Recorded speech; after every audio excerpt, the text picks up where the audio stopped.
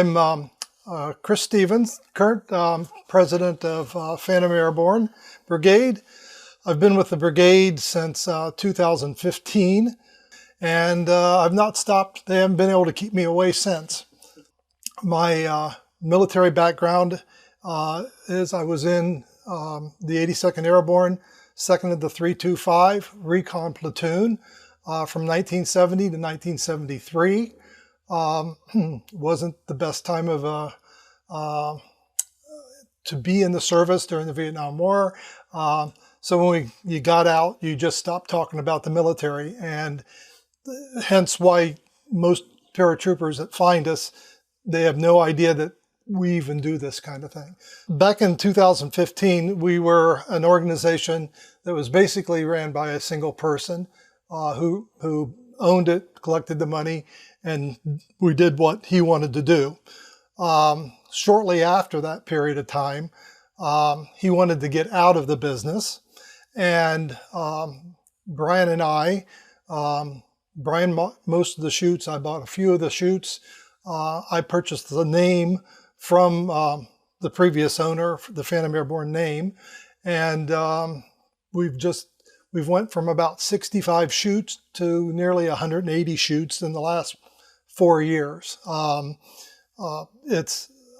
We changed our mission statement as to help disabled veterans. So the water jumps occur, and that really has to be a water jump because most disabled veterans can't do a land jump. And so by us bringing on the disabled jumpers and the word getting out on Facebook of having the opportunity to jump again, and being over 60 where your knees are kind of bad, it's given an opportunity for a lot of jumpers to come and jump up in Lake Dora, and it has grown every season. We've jumped 3 paraplegics, and we've also jumped a double amputee with his dog, and that was an excitement for all of us and a first. And the other thing is we get father and son jumpers. We are 100% military veterans, so we only allow members to jump with us, but they have to have been military trained paratroopers. The foreign jumpers are allowed to come and jump with us also, as long as they can provide military proof of their certification to jump. So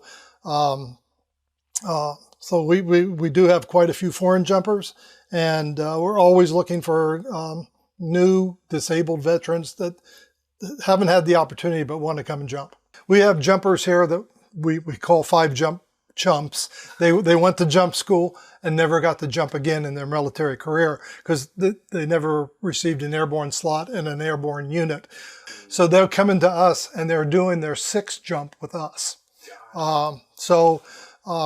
are a nonprofit, and we are listed as a veterans organization. So that's one reason that we don't jump civilians, and we try to keep the cohesion of the military mind in these jumps, and it's good therapy for a lot of these jumpers that have had nothing to bond with, no one to bond with, and don't understand their experiences while they were in the service. This gives them a good chance to come back and share what they did and share what they're doing now under the canopy, and it helps them. When it started, we thought, how can we move forward? And so immediately we just sort of started doing the same thing we were doing. We were jumping one jump a month here at Zephyrhills, and you get 10, 15 guys come out, but 10, 15 guys jumping out of the Twin Otter, there's no chance for growth, because the money that we charge basically goes to repacking of the parachutes and paying for the flight time of the aircraft. So we might make $5, $7 off of each jump. So we used to do water jumps over in, I call it Lake T, and we do water jumps there. Those were quite popular. We could get 30 people to jump in those, but once you came ashore, there was nothing there to do. So Brian said, look, I live up here in Leesburg, and I know there's some bars and grills on the lake. I think we could get a lot of public viewing going on, and we'd get a demand. So I think the very first water jump, I think we did 3 lifts, which would be about 60 people. And the public really seemed to enjoy that. And then once word got out that we were doing water jumps, then people just, how can I get on? How can I go on? So we went from 60 up to 80, up to 100, 120, and the last one was 160. So and we're still growing. We just acquired another 40 parachutes. So once we get those all checked out and ready to go, we'll be able to put on more people. Now, currently, the demand exceeds our supply of parachutes. And unfortunately, I'm sorry, all you jumpers that can't get on the jump. And our next water jump planned is in November 11th in Lake Eustis. We'll be teaming with the city of Eustis. They're having a Veterans Day ceremony for the city, short parade, and an award ceremony in Fenton Park, I believe. And when their ceremony gets finished, we will have a blood wings ceremony right after they're finished, giving if you've made 5 jumps with Phantom, you get a set of Phantom wings. And so I think we'll have about 5 to 7 people that will get their wings on November 11th. Phantom does 1 jump a month. It's the second Saturday of every month, except for the months that we do the water jump. And we normally do the water jump on the second Saturday of the month also, but we don't do a land jump on those 2. Now, for the last 3 years, we've been doing 3 water jumps a year, but it is a lot of work to put it together, and we were burning out our volunteers. My role as president is nothing more than keeping the team going in the right direction. We all agree on the path forward. So I've got kind of an easy job as far as the president is just, keeping us on line with what we want to accomplish, and making sure we don't spend more money than we have. Even though I may be president, I can be on a jump. I could be drop zone safety officer. I could be director of airfield command. Everybody, we all share these positions, so we're all cross-trained, and anyone can step in and take someone else's position. I did my first jump after a 42-year lull, and so I boarded the aircraft for the second jump out of the Tycho Bell, and steered my best, but that retention pond called my name, and I landed in the retention pond, which had about 6 inches of water and 12 inches of muck. But it was a very soft landing, very soft landing. I was wet and miserable, but it was a very soft landing. The muscle memory that you were taught in the service comes back to everybody. And went on, and I've made more jumps with Phantom than I ever did in the service.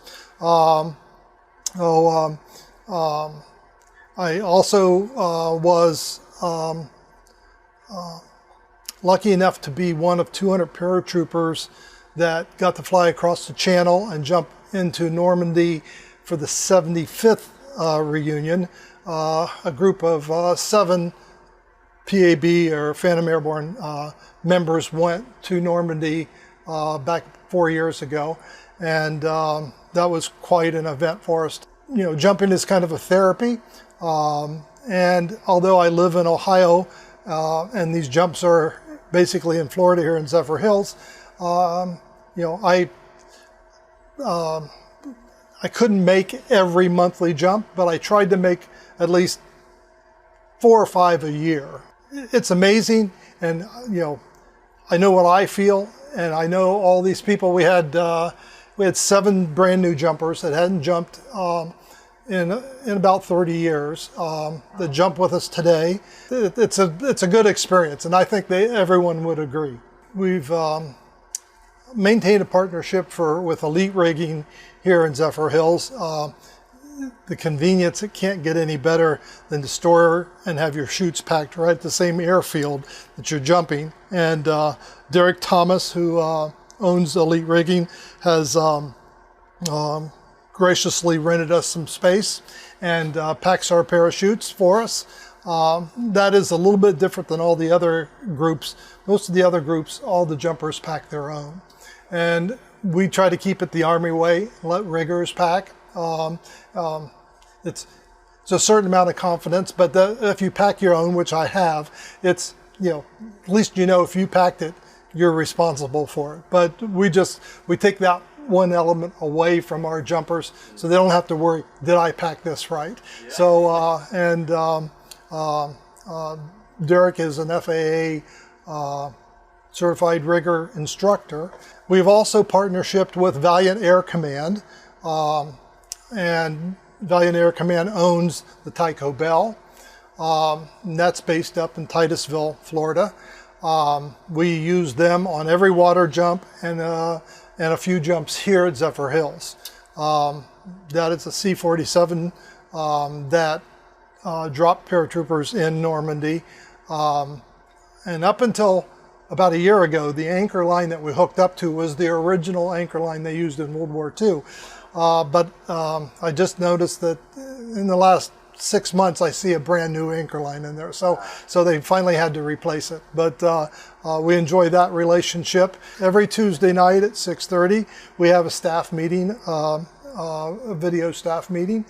And we very rarely do we ever get done in under an hour, because there's always something to plan, and we plan it just like we'd plan in the service, and we plan and repeat, and then it gets to a point where everybody just knows their job, and you don't have to wonder, well, does Joe know what he's got to do?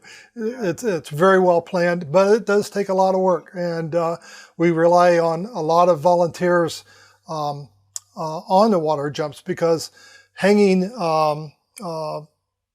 320 parachutes, because we have to hang the reserves. They get wet, and you have to unpack them, let them dry, and then repack them. So hanging 320 chutes is a big deal. And up in the top of that building, 40 feet up, is about 20 degrees hotter than it is down on the ground. And so it's a hard job, but we get volunteers, and we got some tricks to get volunteers. We promise them not a free slot, but a slot on the airplane. So the demand is so high, and people can't get on. We've said, if you volunteer, we will promise you a slot. You still have to pay for the slot, but you're guaranteed to be on. And our volunteer list has never been understaffed. Being the president, in my opinion, is letting everyone have their opinion heard. And as a president, I try not to push any issue unless, you've got the issues that don't need an executive committee that I'll make a decision. But if it changes the direction or what we might be doing, I make sure it's a staff agreement that we all go in this direction. Because if you go pushing your weight around, sometimes people walk, and if it's doesn't follow what they want to do. So my goal as president is to keep the peace within all the members, and if there is any staff arguments, try to quell them as quick as possible and let everybody be heard. Most of the time we come to a unanimous decision. There's always somebody who wants to do something a little bit different, but the direction of going forward, we all agree upon is, more jumps for more paraplegics. We have all the jumpers we need to carry on the operation. We just, to keep our goal going, we are constantly looking for paraplegics, and or anybody, any disability. You don't have to be a quadriplegic. You just have to be willing to get in the bird again. And so I can remember before Pat came along, first Ranger paraplegic, I had a guy that says, I only have one good arm. Can I jump with you? And this was like before we'd done any paraplegics. And I said, I don't think so. You got to be able to steer that parachute.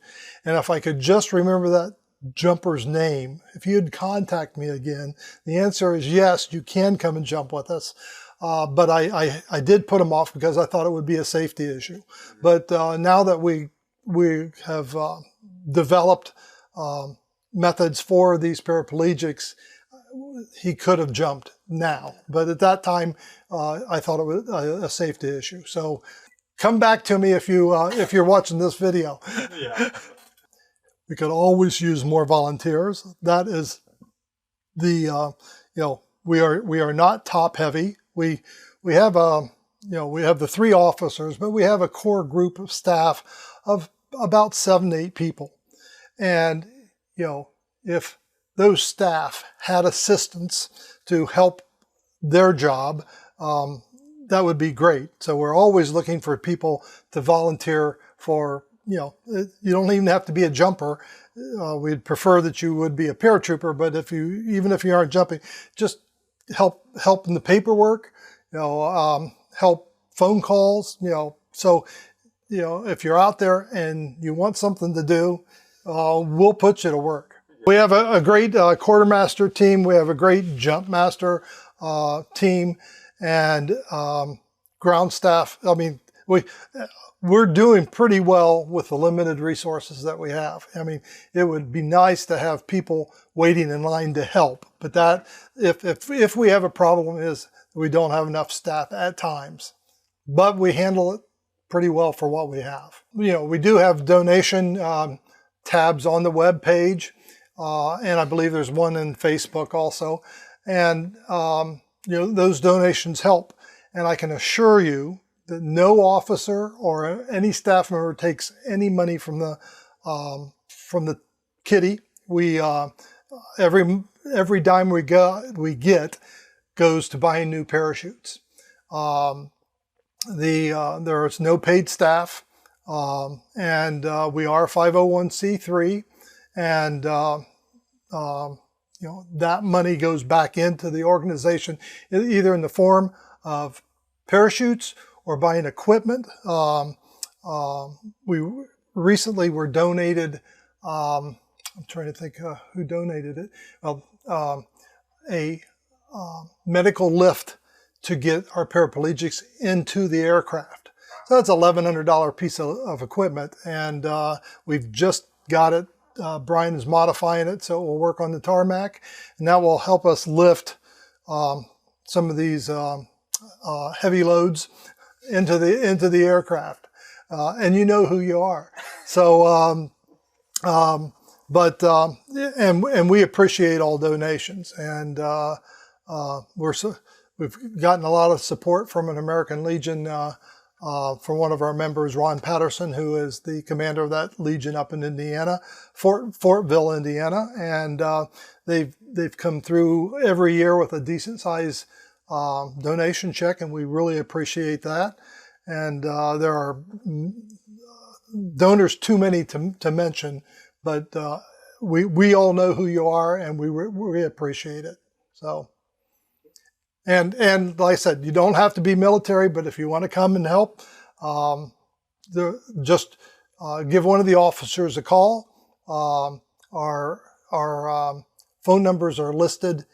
Our emails are listed in the frequently asked questions on the web page down at the bottom, And if you are interested, go to www.phantomairborne.us and look for the FAQ page, and everything you need to know to join is there, and our email addresses are there. They have a junior ROTC program, and they have been supplying us for the last 2 water jumps and doing an excellent job. So they're out there at the aircraft getting the deployment bags back from the aircraft and off the tarmac. They're working water side of helping the jumpers as they come out of the boats to get their wet chutes back to the recovery area. And we really appreciate that. The easiest way you can help out is, go to the website and donate, $5, $10, whatever you can afford, because it does all go to buy equipment and supplies that we need to keep the thing going. Phantom Airborne it's your street to remembering what you did in the military, and only the good parts. It brings back those thoughts that you thought you'd forgotten about, but in your soul you knew that they were there, and you can relive all those. We do not make our jumpers run off the drop zone, so that was one of the bad things in the service. We don't make you stay out in the wet rain, out in the field doing maneuvers. You just come, have a good time, have a safe time. Safety first.